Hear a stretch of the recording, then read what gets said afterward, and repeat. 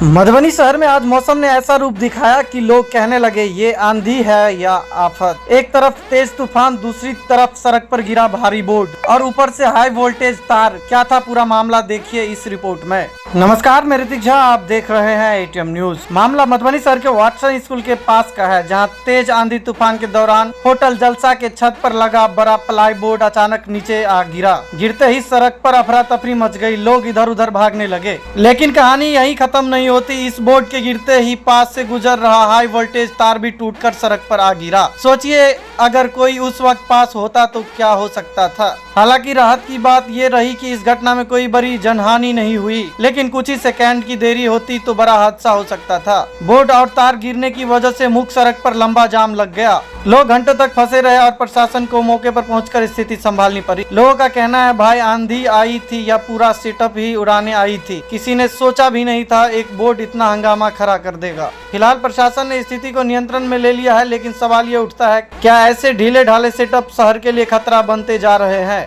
आप क्या सोचते हैं, ऐसे हादसे के लिए जिम्मेदार कौन? कमेंट में जरूर बताइए और ऐसी ही खबरों के लिए चैनल को सब्सक्राइब करना मत भूलिए।